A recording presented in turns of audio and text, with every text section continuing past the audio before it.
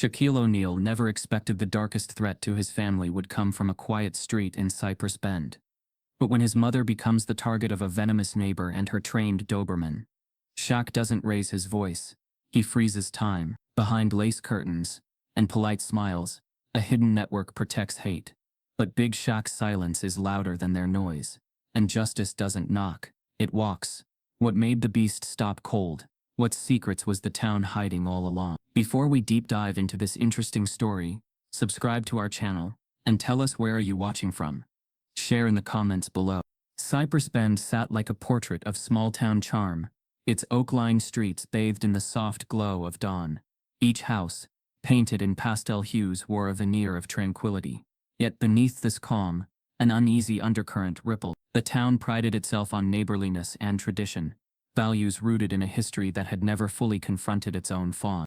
Lucille O'Neal's new cottage rested at the corner of Elm and Pine, its wraparound porch framed by hanging ferns and freshly planted azaleas. The white wooden facade gleamed in the morning sun. Inside, Lucille had filled the rooms with mementos of her son's storied past, sports trophies, framed photographs of Shaquille dominating the court, and letters from admirers at the youth center where they volunteered. But this morning Lucille wasn't thinking about those trophies. She was thinking about this walk. Every day at precisely 7:15 a.m., Lucille stepped onto the porch, her cane tapping a quiet rhythm on the wooden planks. She wore a wide-brimmed straw hat and carried a wicker basket, intended for picking flowers along her route. But today the basket remained empty. She greeted the neighborhood in her warm, melodic voice. Good morning to the Jenkins family watering their lawn. Lovely day to the elderly couple across the street, who merely returned her nod before drifting back inside. The pleasant ritual should have eased her spirit, but something weighed at Lucille's chest. Faces avoided hers more often than not. Neighbors looked away, or worse, offered stiff smiles. She wasn't naive. She knew how subtle prejudice could hide behind politeness. Still, she hoped Cypress Bend might surprise her. At the far end of the block lived Geraldine Harper. Her house, older than most, looked grander, its windows framed by lace curtains, indicating an older, more rigid taste. Each day Lucille saw Geraldine at her window, pale hand clasping the leash of a dark-coated Doberman. Geraldine's gaze was unwavering, sharp, cold, though her posture was always composed. Lucille tried not to see judgment behind those eyes. She told herself that maybe Geraldine merely disliked mourning. But Geraldine's demeanor made the hairs on Lucille's arms rise. The Doberman sat rigidly at her heel, ears perked. Whenever Lucille passed, the dog's low growl vibrated through the air. Lucille adjusted her stride, picking a walkway 2 houses away from Geraldine's yard. She preferred caution, an old habit from younger days, before the weight of respectability and quiet dignity replaced protest and confrontation. Today, however, Lucille decided to walk the shorter route. She needed to feel normal, to reclaim the sense of belonging she'd worked so hard to foster. The morning air smelled of freshly cut grass and blooming jasmine. A breeze stirred the leaves above, playing a quiet melody on the asphalt. Birds announced their presence with cheerful trills. In contrast, the sight of Geraldine's silhouette against the window felt like a blot on an otherwise perfect canvas. As Lucille approached that stretch of road, her steps slowed. The tension around her tightened like a drawn string. She took a breath to steady her nerves. "Good morning," she said, voice soft but firm. She expected no reply. Geraldine's lips twitched. They didn't quite form a smile. The Doberman shifted, muscles coiling beneath sleek fur. Lucille's hand unconsciously drifted to her cane, a familiar anchor. A white picket fence barrier separated front lawns, but it offered little protection from what lay behind the eyes that watched her. She continued past, hope and dread mingling in her chest. Beneath the morning's calm, something ancient and cruel stirred. She would not retreat. Not today. As Lucille moved on, Geraldine closed the curtains slowly, deliberately. The Doberman followed her inside. The sense of lingering threat didn't vanish. It only drank deeper from the oppressive quiet. It followed Lucille down the street, pairing with the distant trill of mockingbirds. Turning the corner, Lucille paused beside a map of the neighborhood posted at a small bus stop. She studied it as if gauging her position in the world, her place in Cypress Bend. She refused to yield ground. The basket in her hand found purpose then. She plucked a stray azalea petal that had blown free onto the sidewalk, pressing it into her palm. The gesture was small, defiant. Morning wore on. Shaquille O'Neal, Big Shaq, was still on the road, visiting youth programs elsewhere, far from Cypress Bend's hush. He believed in turning influence into action, stepping into spaces that needed compassion. He expected quiet reports from home. Lucille's new life, her routines, her independence. He trusted her strength. But today's stroll would change everything. Lucille finished her circuit at home, her heart pounding the soft tattoo of survival. She set the wicker basket on the porch table. Inside, she placed the azalea petal in a small glass dish, a token of determination. As she entered her cottage, golden light pooled on the polished wood floors. The trophies reflected soft spectrums of light, as though applauding her courage. Inside, she began to brew tea, the kettle's hiss filling the room. She pressed her hands against the ceramic mug, grounding herself in the moment. The portrait of Shaq on the mantel seemed to beam encouragement. She expelled a slow breath. The morning had passed uneventfully, but unease lingered. She knew this was only the beginning. Outside, the Doberman hovered at the window of a closed house. Geraldine's silhouette had vanished, but the sense of watchfulness remained. The world outside seemed to pierce the walls of the cottage, reminding Lucille that safety was fragile, that beneath polite greetings, beneath structured routines, lived old wounds waiting for renewal. Lucille raised her mug to the light, watching steam dance upward.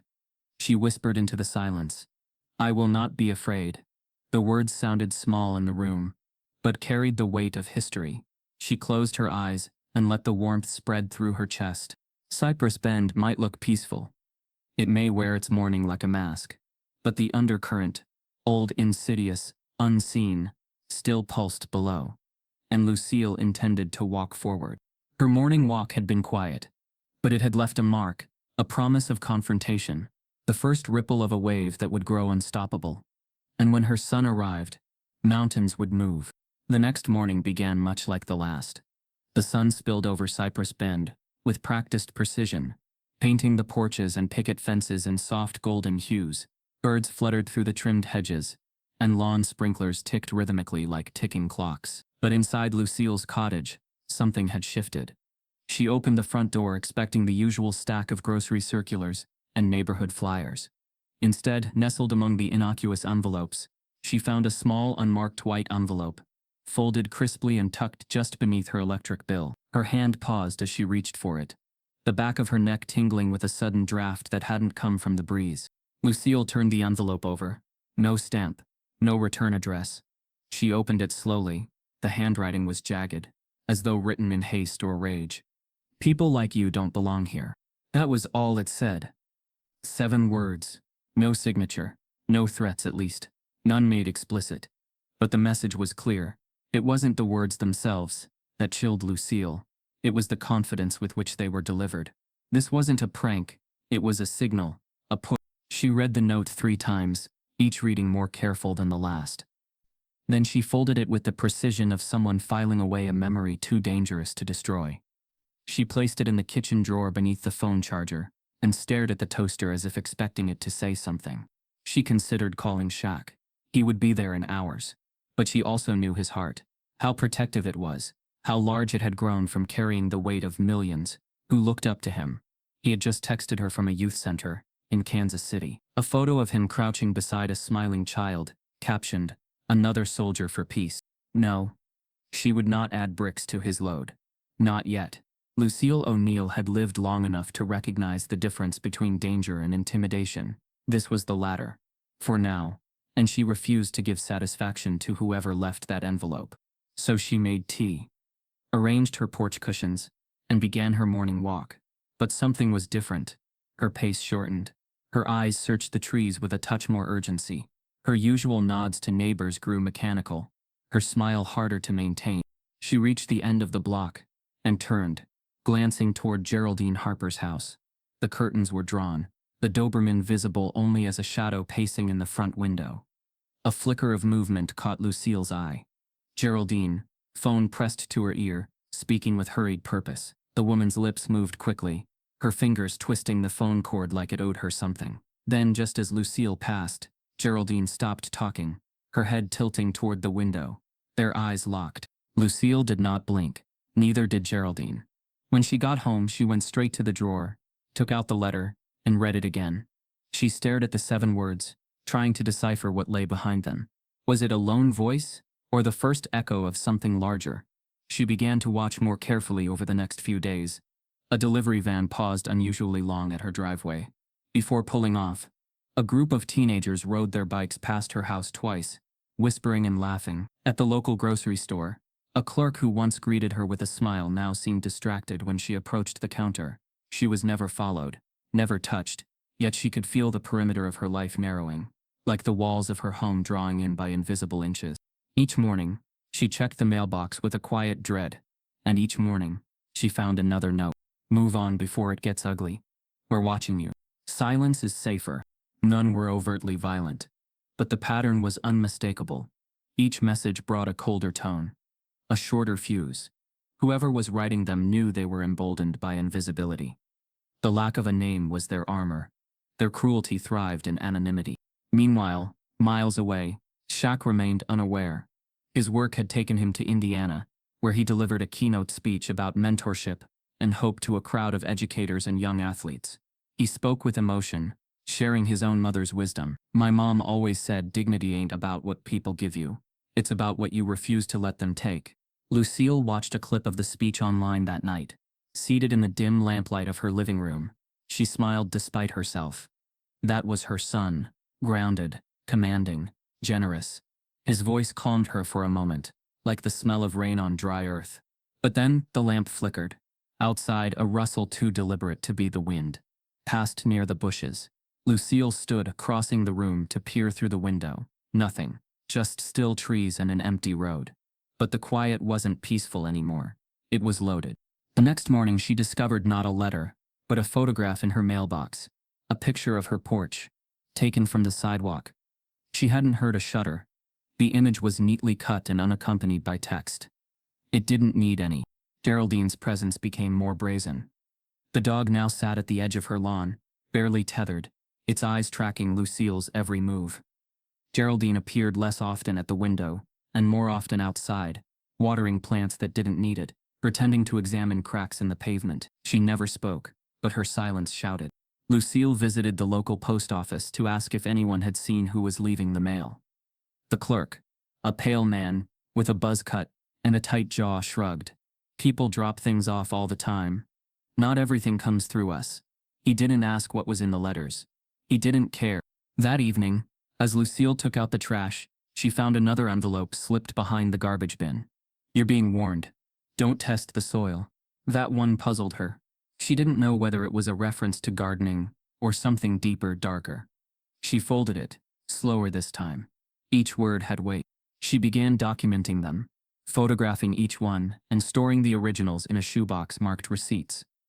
It felt like a battle she had not chosen, but one she refused to lose.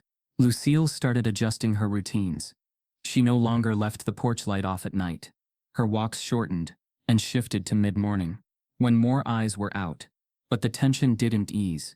It grew more complex. The mail wasn't the only strange sign anymore. Her backyard garden showed signs of disturbance. The bird bath, once filled with clean water, now had cigarette butts floating in it. These weren't random acts. They were messages, reminders that someone nearby was keeping score. Shaq, still unaware of the growing threat, remained engrossed in his outreach work. He spoke at schools, churches, and community centers, telling stories of resilience. He donated money to food pantries and gave scholarships in his mother's name. He told kids to be louder in kindness than the world is in hate. But back in Cypress Bend, hate had grown quieter and more precise. Geraldine's phone calls became routine, always at dusk, always in whispers. Her dog now barked not when strangers passed, but only when Lucille stepped near. It was trained, conditioned. Lucille sat on her porch one twilight, arms folded across her chest, eyes scanning the street. In her lap lay the latest note. You'll know it's real when the dog stops barking. It was the most cryptic message yet. It promised nothing. It threatened everything. She stared down at the words, then looked up across the street. Geraldine stood on her porch, hands at her sides. The Doberman was at attention beside her, silent. Rex sat like a statue at the top of Geraldine Harper's porch, eyes fixed on the world with unsettling stillness. Unlike other neighborhood dogs who barked at passing bikes or chased squirrels across yards, Rex never wasted movement. He didn't growl without purpose. He didn't flinch at loud noises. His stillness spoke of training, not companionship. Lucille watched him from her own porch one morning, teacup clutched tighter than usual. She noticed that Rex's head turned with each of her steps, his eyes narrowing, calculating. That dog wasn't guarding a home. He was watching for orders. The Doberman had appeared almost the same week Lucille moved in, full-grown and already disciplined. Neighbors murmured about it. A rescue, Geraldine had said at the town market, though no one could recall her ever visiting a shelter. A former military canine, whispered others, one that had seen things. But what really stirred speculation was how the dog obeyed Geraldine's commands like scripture, how it ignored others as if nothing outside her voice mattered.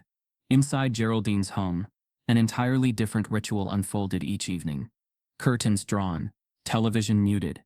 She would settle into her stiff-backed armchair, pour herself a neat gin, and remove her shoes with the care of someone raised by strict rules. Rex would sit at attention, eyes locked on her until she spoke. "You see that one?" she'd mutter, nodding toward the window. "That woman walks like she owns this street, like we forgot what our place used to be." Her voice softened into a hiss, almost affectionate, as she scratched the Doberman behind his ears. Rex never wagged his tail. He absorbed her tone like water to dry roots. "My daddy would have handled this town by now," she'd say, often sipping gin mid-sentence. "Didn't need cameras and lawyers to make people behave. Just a badge and backbone." Geraldine's father had been Sheriff Delmar Harper, a name once spoken with both reverence and fear, across Pine County. He patrolled Cypress Bend back when segregation wasn't a memory, but a fact. His version of peacekeeping came with batons and threats wrapped in law. Geraldine, his only child, had grown up watching him rule not with justice but dominance. She'd inherited his house, his photographs, his dog-eared Bible, and perhaps most deeply, his belief in lines that should not be crossed. Flashbacks curled through her mind like old reels of film. Delmar at the kitchen table, polishing his boots while news played in black and white. His lectures about order and respect. How he used to point out windows and say, "This town has rules." And I'm the reminder. Geraldine never married. Never had children. Her father filled every role, his doctrine shaping her into a disciple of stillness and suspicion. When he passed, she grieved not with tears, but rituals. She hired a trainer, bought the strongest dog she could find. Rex wasn't chosen for affection. He was chosen to fulfill a legacy. Now, when she whispered to him, it was like speaking to her father through flesh and fur. "You see the way she walks? Head up, smiling like she's earned something." Her voice coiled with disdain. "We'll see how long she smiles." Back across the street, Lucille had started journaling. Not about the letters. Those were filed and stored, but about the patterns, the looks, the behavior of the dog.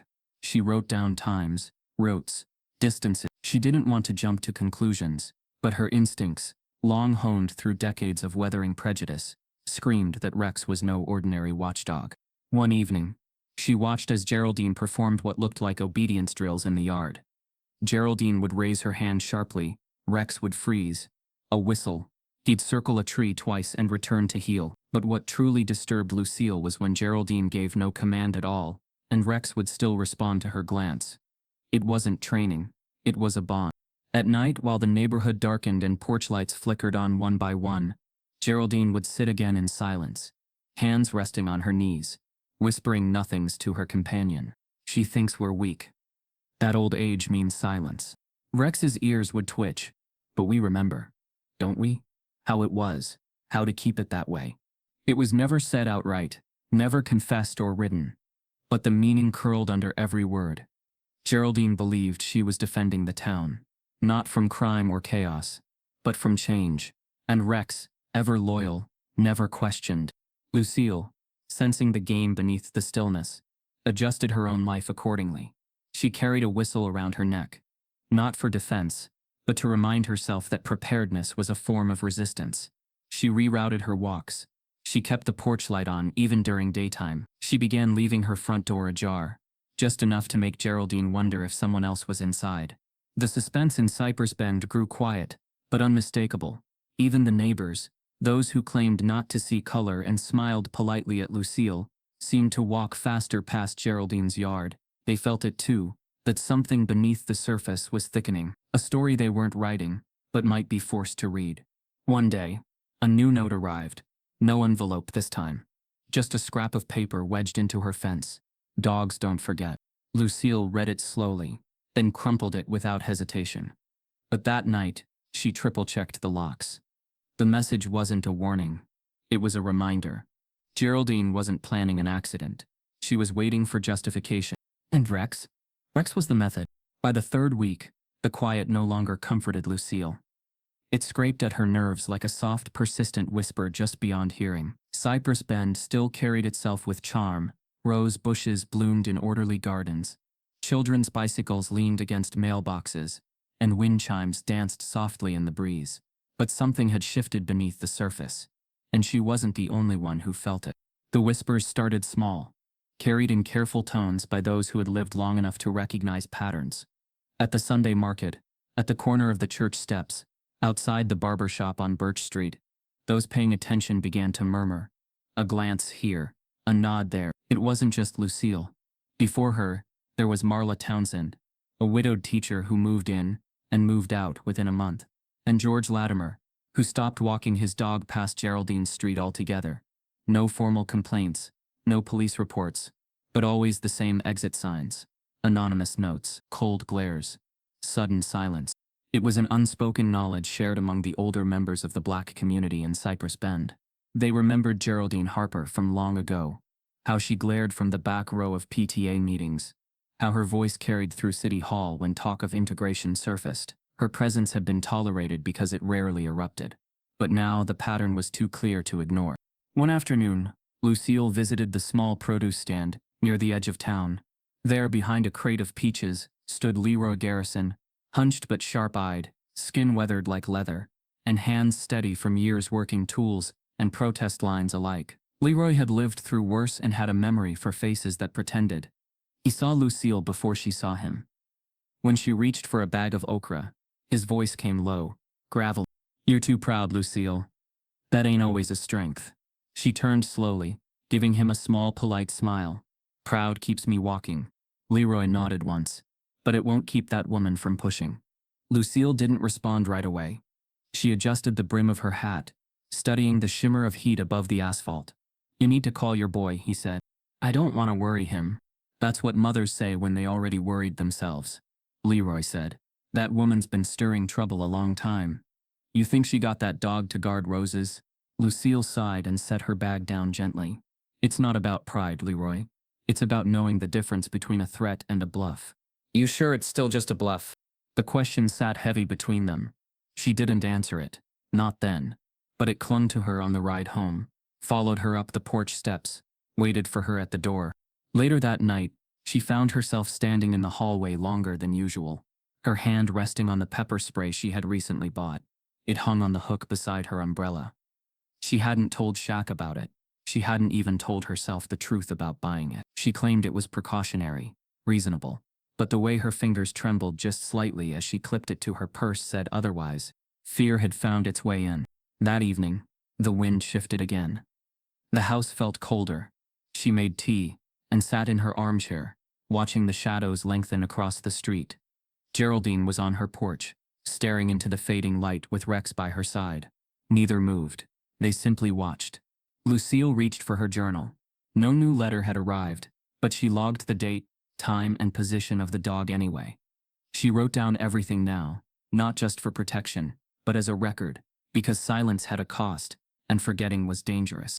She had begun hearing from others quietly. A soft knock on the door from Dolores next door, who whispered that Geraldine once tried to block a local girl from joining the library board. A voicemail from Franklin Ellis, saying he'd been followed home after speaking up at a town meeting. They were tired of being polite, but fear, like fog, crept into their sentences. No one wanted to be next. No one wanted to stand alone. Lucille closed the journal and stared at the closed blinds. Something in her clenched against the idea of giving up ground.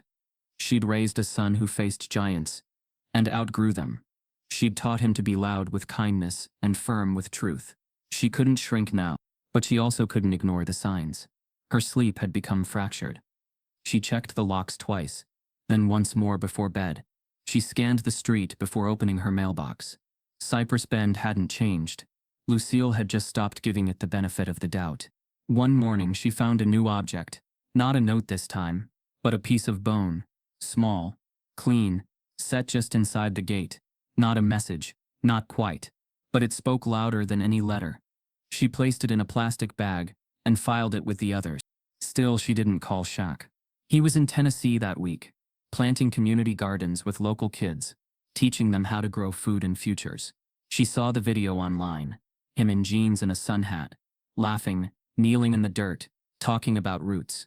She knew he would drop everything if she called, and maybe that's why she hadn't. Not yet. That night, as Lucille sat on the porch, pepper spray now clipped to her waistband, like a badge, the wind carried voices from down the block. Not loud, not angry, just voices, familiar and low. Others were beginning to gather, not publicly, not boldly, but around back porches and church basements. The whisper network was no longer just whispers. It was breath turning into voice. Lucille watched the stars come out one by one. She whispered to herself, not afraid, just aware. But she knew the line between the two was thinning. And across the street, behind the lace curtains, Geraldine watched too. It began as any other morning. Sunlight brushing the tops of hedges, wind chimes echoing faintly from porches, the distant whir of a lawnmower somewhere blocks away. Lucille tied the brim of her straw hat tighter than usual. A restless night had folded into a morning heavy with unease, but routine had its own form of resilience, and she wasn't ready to yield ground. Not yet.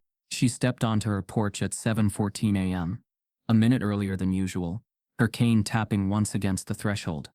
The air held a stillness that felt too complete, like a held breath waiting for release. She walked with a slow but steady grace. Eyes forward, back straight, pepper spray clipped firmly at her waist, not as an answer but a declaration. This time as she turned the corner onto Maple Lane, the world seemed quieter. The Jenkins sprinklers were off. No one watered roses or waved from driveways. The bird song had stilled. Even the usual barking of neighborhood dogs seemed absent, as if something in the natural order had paused to watch. Lucille's eyes lifted to Geraldine Harper's yard. Her stomach tightened. The gate was open. It swung slightly in the breeze, creaking just enough to echo like an invitation. For weeks it had remained shut with robotic consistency. Rex, the Doberman, always perched behind it, chained, poised, waiting. Today there was no chain. And Rex, he stood in the middle of the yard, still, body coiled like a loaded spring. No collar, no leash, no visible restraint. Lucille halted at the sidewalk's edge. Her pulse quickened, her fingers instinctively brushing the pepper spray canister. She could turn back. She could cross the street. But that wasn't the message she wanted to send. From the porch, Geraldine emerged. She wore a pale blue robe, her silver hair pinned back, a steaming mug in her left hand. Her right was bare. She leaned against the railing, with the practiced calm of someone watching a show she had orchestrated. Their eyes met. Lucille took one step forward. Rex's ears flicked. His body angled. Geraldine tilted her head slightly and said it. Not loud, not screamed, but whispered with chilling clarity. Sicker. The word didn't echo. It didn't need to. Rex surged. His muscles uncoiled in a blur. He crossed the yard like a shadow split loose from its master. A dark flash against trimmed grass. Lucille stepped back, her foot catching the lip of the curb. Her cane slid from her fingers, her heel twisted slightly. The breath in her chest seized. She reached instinctively for the spray but knew it would never be fast enough. The dog leapt, and then tires screeched. A long black SUV turned sharply into the street. Engine growling, rubber biting pavement. The passenger door flung open before the vehicle had fully stopped. Shaq stepped out. The ground seemed to quiet the moment his foot hit it. There was no shout, no dramatic gesture, only his presence, immense and grounded, cutting across the space with gravity no one could name, but everyone felt. Lucille, frozen, stared at the charging dog. Rex, midair, halted. Not physically, but something stopped him. The dog's body locked in tension just feet from Lucille. His paws never touched her. His mouth opened but didn't close. He landed on all fours, his growl caught between instinct and uncertainty. Shaq didn't flinch. He walked forward, slowly, eyes never leaving Rex. There was no fear in his movement, no threat either. Just calm, Just presence. Back, he said. Not to Geraldine. Not to the world. Just to the moment. Rex's muscles twitched. His gaze flicked toward Shaq. Then Lucille. Then back. Then inexplicably, the Doberman stepped back. One paw. Then another. His head lowered. The rage drained from him, like steam, escaping a kettle. Time felt suspended. Lucille exhaled, breath shaking from her lungs. Her hand hovered near her waist, but didn't grasp the spray. Geraldine, still on the porch, looked down with something between disbelief and rage. She hadn't moved, but her fingers gripped the railing like it was the last thing tethering her to control. Shaq reached Lucille in 3 strides, gently placing a hand on her shoulder. "You okay, Mama?" he asked, his voice low, steady. Lucille nodded. Once, her eyes hadn't left Rex. Geraldine opened her mouth to speak, but her voice caught on something unseen. She stepped back into the shadows of her porch, her composure unraveling at the edges. The silence she had once wielded like a weapon now turned on her. Shaq knelt to pick up Lucille's cane, handing it to her with quiet reverence. She accepted it, fingers brushing his. The neighbors began to emerge. Doors opened slowly. Curtains parted. Phones appeared in trembling hands. No one had stepped in earlier. No one had intervened. But now, they came out, to bear witness. The moment hung suspended. Shaq turned to Rex, still watching, now seated, breath low and silent. There was something in the way the animal stared back, neither fear nor defiance. Something deeper. A recognition. A ceasefire. Rex didn't move again. He just sat, as if he knew the line had been crossed, and not by him. Lucille took Shaq's arm. Together they turned from the scene, walking not quickly, not cautiously, but deliberately, each step echoing louder than any scream. As they reached the gate to her yard, Shaq paused. He turned, locking eyes with Geraldine, still hidden just behind the screen door. "I'm not here for revenge," he said. His voice didn't rise. "I'm here for the truth, and the truth don't back down." He didn't wait for a response. Back inside the cottage, Lucille sat quietly on the edge of the sofa. Her hand still trembled, but her voice did not. "You came just in time," she said. Shaq smiled gently, brushing her shoulder. "I was already on my way." Outside, the crowd had gathered. Not in chaos, but in silent congregation. They hadn't seen a dog attack. They'd seen something else. The moment hate met presence, and lost its footing. In the following hours, phones buzzed. Videos uploaded. Headlines began to form without needing names. Former NBA star prevents alleged dog attack. Southern town faces reckoning after racial incident. Reporters began calling, and the whispers became voices. Loud ones. But Shaq didn't speak to the press that day. He sat beside his mother and held her hand. The threat had not turned physical, but the line had been drawn, and crossed. And in that moment of stillness, something had shifted in Cypress Bend. Not because of noise, but because something darker had been met with something stronger. And for the first time, Geraldine Harper closed her blinds. Shaq didn't shout. He didn't lunge. His feet moved with a certainty that made the world itself seem to hold its breath. The power in his stride wasn't loud. It was elemental, like thunder that doesn't need to speak to be felt. And in that still frame between a threat and its execution, it was his calm that froze everything in place. Rex, now grounded before Lucille, sensed it first. A presence too commanding to challenge. His body, taut with momentum only moments before, had begun to shift, ears flattening, tail lowering, not in submission but in disoriented recognition. Something in the rhythm of Shaq's approach bent the air around them. Lucille, still rooted where her fall had caught her near the sidewalk's edge, stared in disbelief. Her eyes weren't on the dog anymore. They were on her son, her towering son, who had stepped into a moment already spiraling, and anchored it. Shaq didn't break his gaze from Rex. His arms hung loose at his sides, but there was nothing soft in his posture. His silence was louder than any command, and as he stopped just a few feet from the Doberman, the animal whimpered once, sharp, startled, then backed off slowly, the way a tide recedes when the moon shifts its pull. Geraldine Harper stood on the porch, her teacup still gripped in one hand, now trembling just enough to spill its contents in small, unnoticed drops. Her face, usually composed in rigid calculation, was slack, not in fear but in disbelief. She had expected many outcomes, but not this. Lucille, trembling but upright, reached for her cane. Before her fingers could fully close around it, Shaq was there. He knelt, not as a celebrity, not as a public figure, but as a son. He touched her elbow, steadying her, his other hand catching hers with a familiarity that grounded them both. "You okay?" he asked gently. Lucille nodded, voice caught in her throat.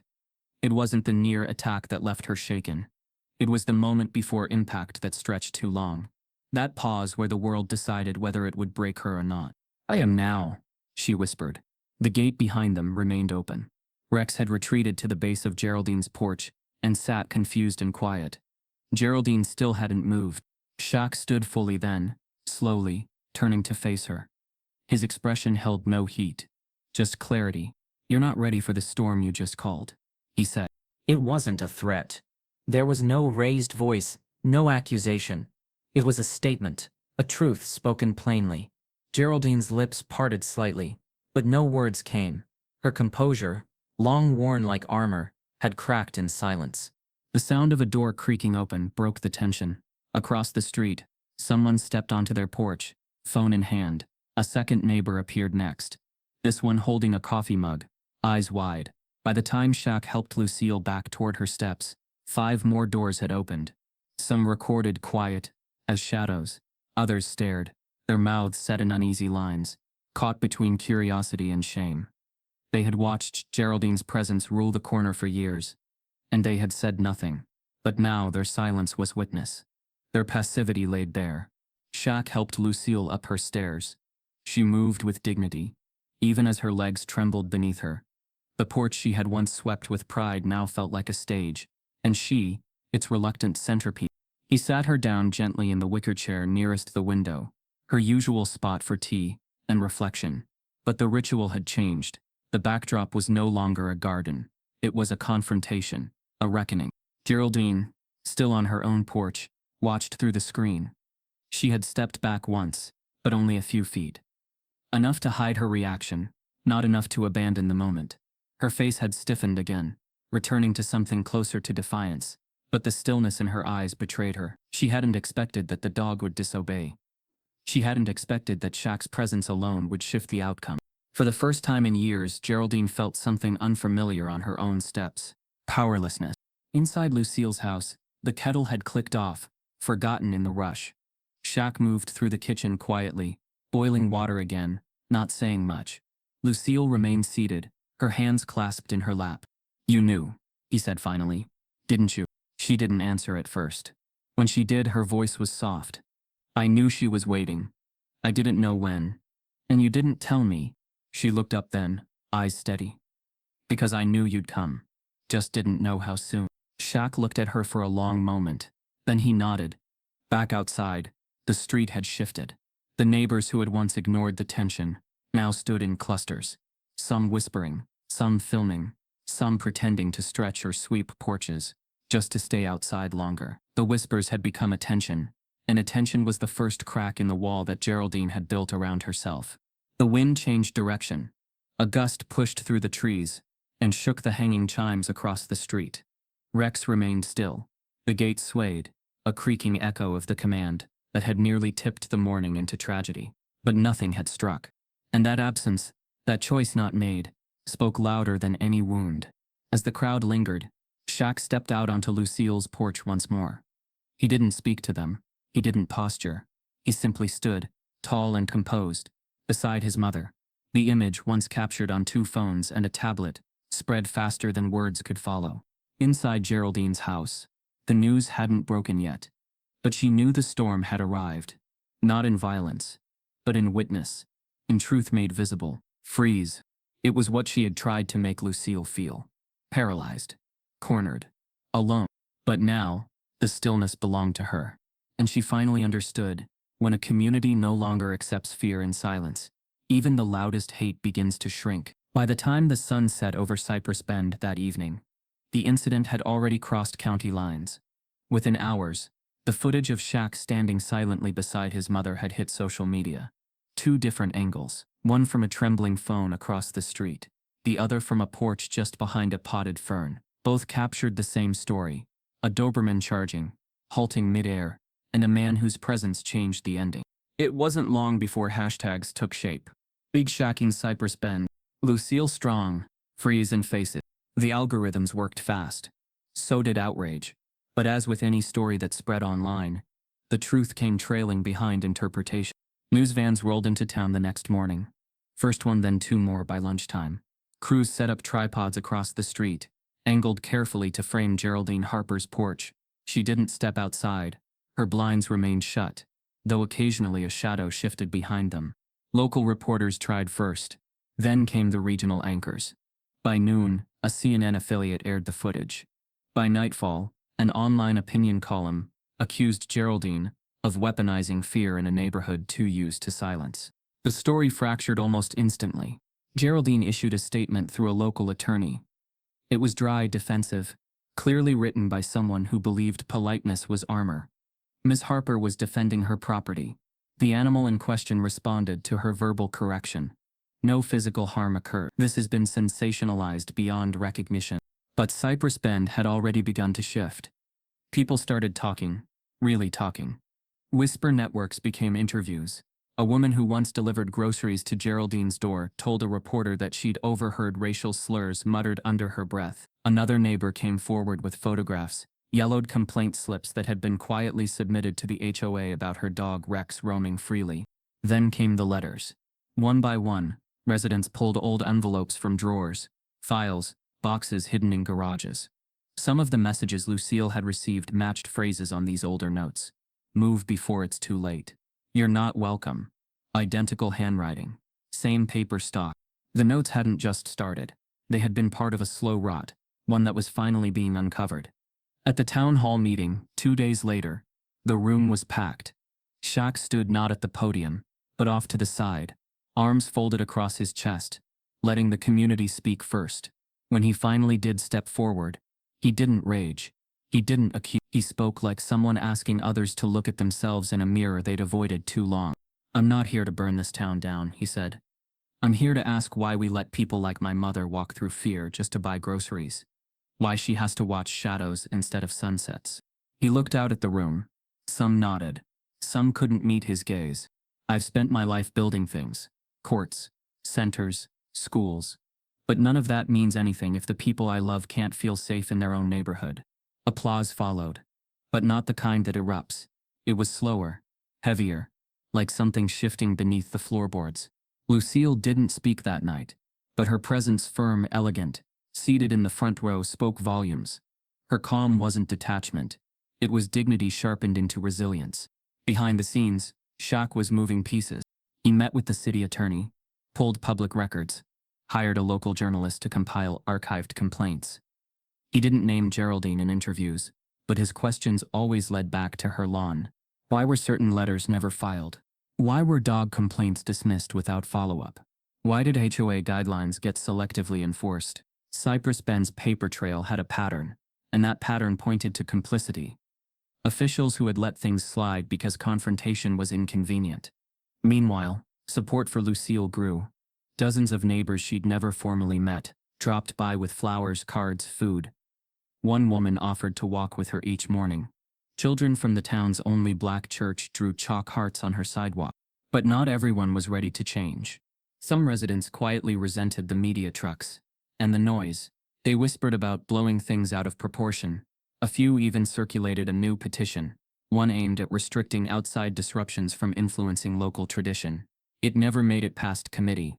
Geraldine remained in her house. Her lawyer declined interviews, but the court of public opinion rendered judgment daily.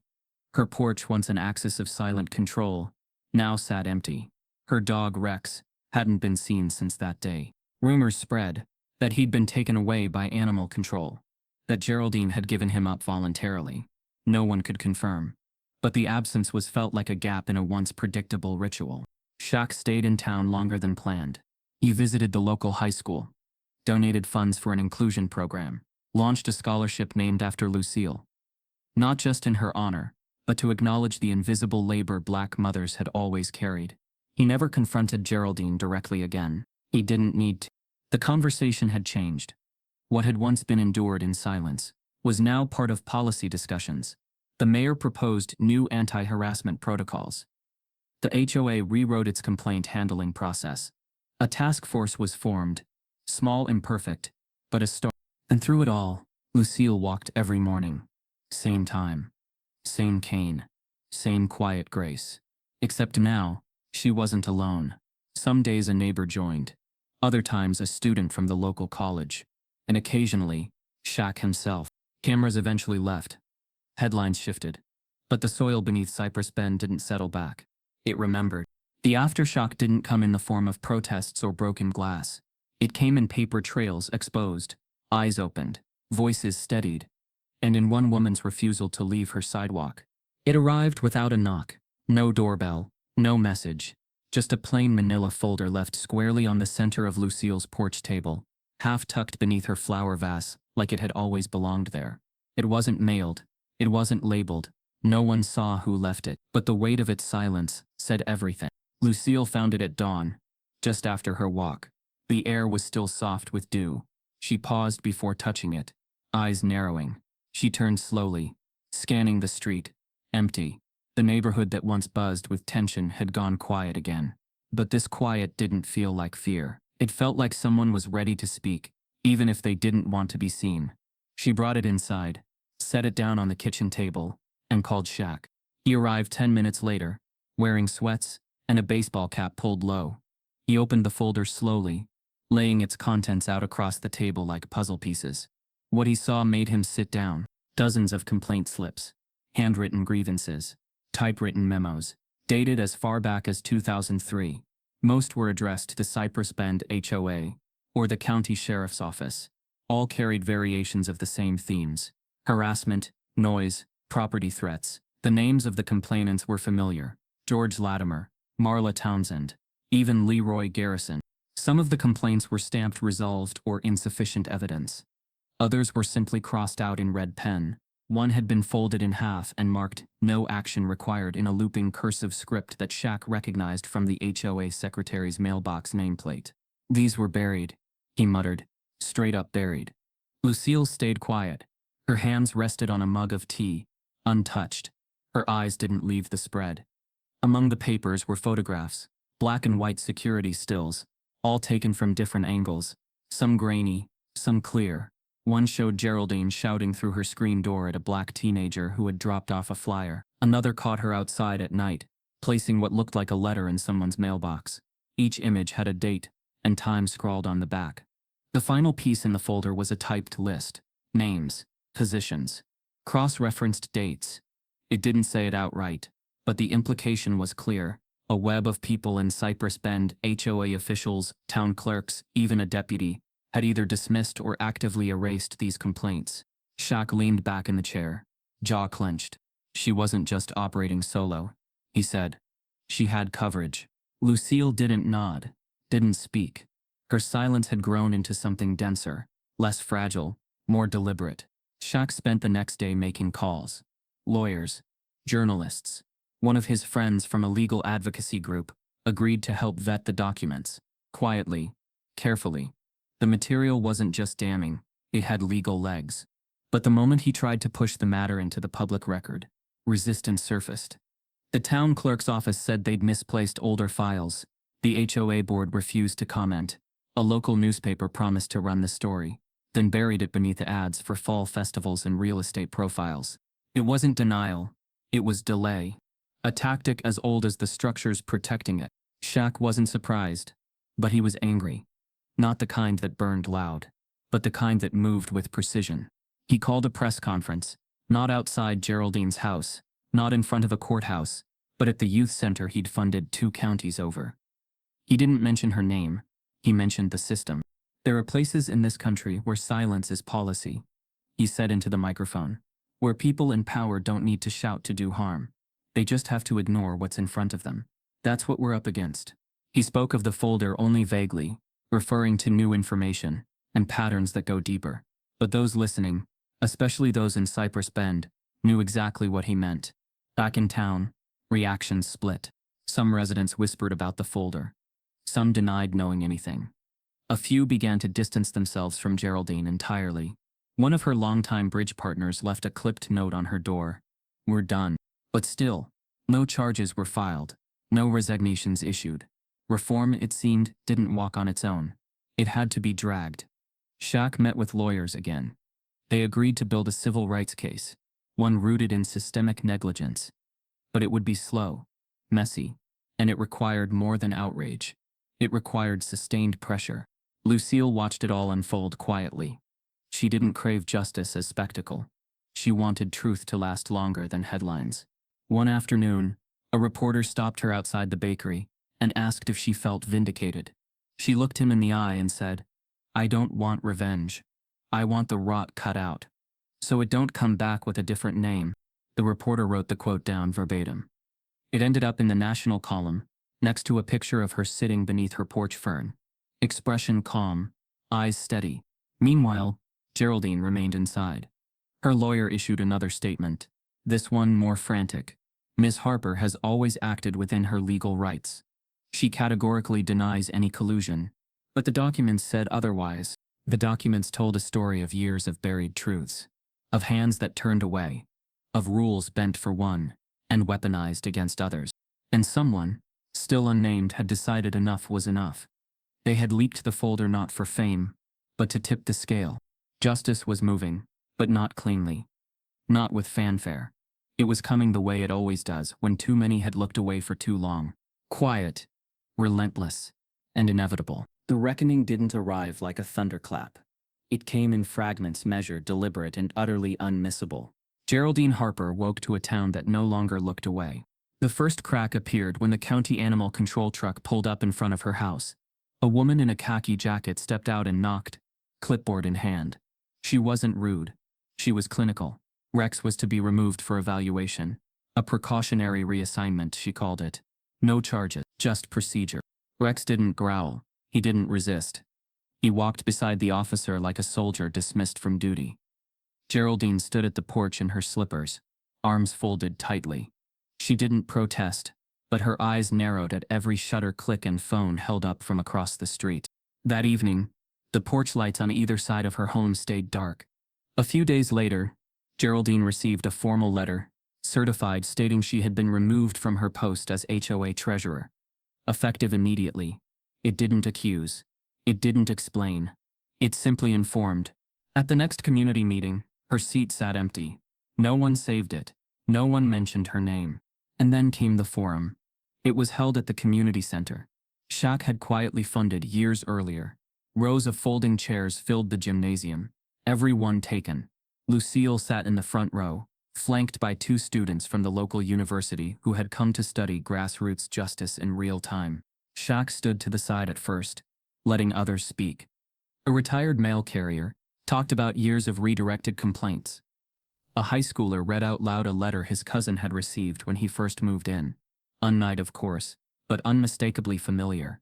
Dolores, the neighbor who had once kept her head down, stood before the mic and said, simply, "We knew. We just didn't think it would ever change." Then Shaq stepped forward. He didn't address Geraldine directly. She wasn't there, but her presence was. She believed the system would protect her, he said. That silence would hold. That we'd all keep walking with our heads down. He paused, scanning the crowd.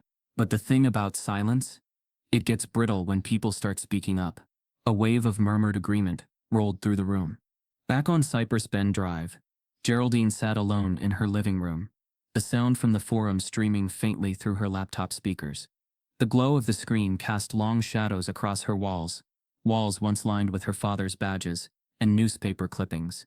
They had been taken down, not by shame, but by a growing discomfort she couldn't explain. She listened as Shaq finished speaking. No more hidden files. No more folded notes. No more quiet exits. Then the applause. It was sharp, sustained, and it didn't die quickly. Geraldine closed the laptop. The following week, a mural went up on the side of the youth center. It was simple. Lucille standing beneath a blooming tree, cane in one hand, a book in the other. Above her, in bold script, "We walk where silence used to live." Geraldine passed it once on her way to the store. No one looked at her. No one glared. But no one nodded, either. She was no longer feared. Her calls to old acquaintances went unanswered. Her voice messages, once brisk and commanding, became hesitant. She began avoiding the porch, avoiding the market, avoiding mirror. One morning she sat with a piece of paper in her lap, a letter she started and stopped 5 times. To Lucille O'Neill, it began. Then silence. The words wouldn't come. There was no apology that could reset the clock. No neat redemption arc to stitch the damage closed. Geraldine didn't believe in change, until she became its casualty. The reckoning wasn't loud. It was methodical, public, but not theatrical. Her name became a footnote in the very town she once shaped. Her power hadn't exploded. It had evaporated, and in its place stood a new order, built not on fear but on truth spoken aloud. The sky was soft that morning, clouds like pulled cotton drifting lazily across blue. The air held no urgency, just a quiet expectation. Cypress Bend stirred awake with slower hands, less tension. Porch lights flicked off one by one. Sprinklers hissed against flower beds, and on elm and pine a walk began. Shaquille O'Neal stepped off his mother's porch just after dawn, wearing a navy windbreaker and dark jeans. No entourage, no camera crew this time. Just him, walking the same path Lucille had walked that day, the one where it almost happened. Except now, the gate across the street was closed. The yard was quiet. Geraldine's house stood hushed, blinds pulled shut like a home trying to forget it, once peered out with venom. The lawn had lost its pristine edge. The Doberman was gone. Shaq didn't glance toward it. He moved forward, every step echoing a choice. The sidewalk still curved past cracked hedges and tidy fences, but the energy had shifted. People came out, not to stare, not to whisper, but to walk beside him. First came Dolores, carrying a coffee cup, and wrapped in a shawl. Then Leroy Garrison, slow but determined, tapping his cane in rhythm. Two teens from the mural project joined quietly. Then a young couple who had recently moved in from out of state, unsure of the town's history, but certain about its future. Lucille joined halfway down the block. She wore her Sunday sweater and a steady smile. She didn't walk behind her son. She didn't need to be led. She took his arm, and together they moved forward, not away from something, but toward. At the end of the street stood a small camera crew. Invited this time, not reporters looking to sensationalize, but a documentary team chronicling rural reform and racial justice in quiet places. They didn't interrupt. They didn't pose questions. They let the moment speak. Shaq paused at the same curb where Lucille had once stumbled. He looked down. Then, "I keep thinking," he said, speaking not to the crew, but through them. How close it all came. His voice was low, not rehearsed. And how many people don't get to freeze a moment like that? Don't get to catch it before it hits. Lucille said nothing. Her hand rested lightly on his elbow. Shaq turned toward the camera. "This ain't just about her," he said. "This is about all the little towns, all the quiet threats, all the people who freeze when justice walks in." His words weren't delivered with flair. There was no crowd cheering, just a few nods, and a silence thick with understanding. This is about what we let pass for peace, and what we start calling justice when we finally name what's been happening under our noses. He looked out past the lens, past the town, into something broader. "I made a promise to my mom when I was 10 years old, that when I got big, nobody would mess with her again." Lucille smiled softly. "I kept that promise, but now I'm making a bigger one." He stepped forward again, walking past the spot where Rex had once stood. The sidewalk was smooth there now. Someone had repaired the cracks. A small chalk heart still faintly remained near the edge. "I'm promising this town. It doesn't get to forget, and it doesn't get to pretend either. It gets to remember and do better." He motioned toward the mural visible just beyond the trees, painted bold and unflinching. "This ain't the end of something, it's the start, because justice doesn't stop at a gate or a courtroom, it keeps walking. Every day." The walk ended at the park. Small benches, trimmed bushes, the scent of fresh-cut grass. A group of local kids were playing on the new basketball court, a court funded by the grant Shaq had pushed through last month. The backboards bore Lucille's initials, not as a plaque, just quiet initials in the corner, a private legacy. Shaq stood at the fence for a long time, watching the kids play. Then he turned to Lucille. "You ready to sit?" She nodded. They took the bench furthest from the noise. For a while they just listened. No words, just rhythm. Footsteps on pavement, laughter, and the deep, unspoken ease of things finally moving in the right direction. Shaq didn't have speeches left. He had momentum. Later that week, Cypress Bend approved 3 proposals tied directly to the reckoning: community bias training for public officials, transparent complaint tracking for the HOA, and a town archive, where every buried file would be scanned and preserved. Not to shame, but to remember. Shaq's name wasn't on any of the bills. He'd insisted. The point wasn't the credit. The point was the shift. Lucille resumed her walks, now sometimes joined, sometimes alone. But even alone, she no longer felt watched. She felt seen. Geraldine remained in her house. Her calls to the HOA stopped. Her porch sat untouched. No one yelled at her. No one vandalized her home. She faded not by force, but by irrelevance. The town had outgrown her shadow. And in the quiet of a once ordinary morning, Big Shaq walked Cypress Bend, not as a celebrity, not even as a son, but as a promise fulfilled. Justice had not shouted. It had walked. And this time, everyone heard its footsteps. If this story made you pause, don't let it end here. Stand with the ones who walk where silence used to win. Share it. Talk about it. Challenge your street to be better than Cypress Bend.